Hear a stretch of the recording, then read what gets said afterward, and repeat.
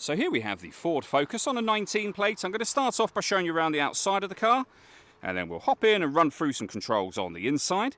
From the outside though, you can see it's a 5-door estate car with alloy wheels. We're going to start off inside the boot area first of all. As we approach the back of the car, you can see we have reversing sensors, plenty of boot space available to us as well.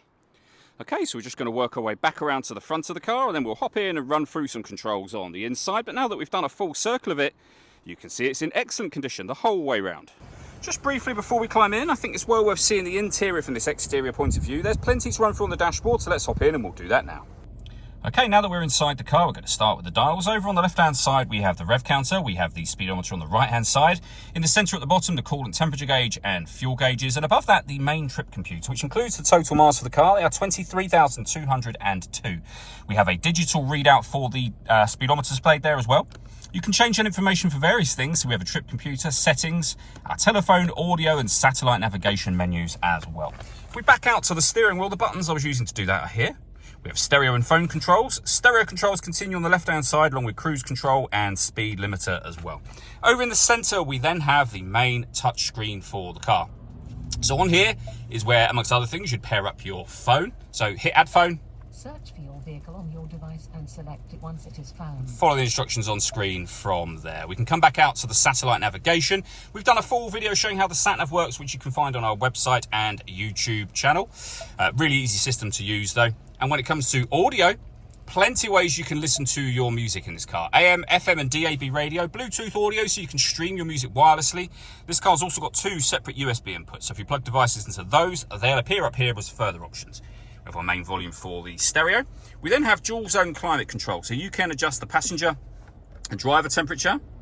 You can increase and decrease the fan speed. You can determine where you'd like the air to be distributed. The air conditioning is on at the minute, so that's off. Back on again, or you can hit auto. The car will now maintain the temperatures you've asked for by taking full control of the fan speed and direction of the air for you.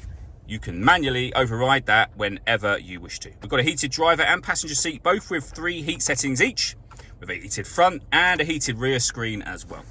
Under there you can see USB input, 12-volt charging socket, plenty of storage. We have to the right-hand side of the gear lever, and it's a 6-speed gearbox, as you can see. We can turn off the stop and start. This car is designed to cut out when it's stationary in traffic to save you fuel. That system is off when that light shows. We can turn our traction control off.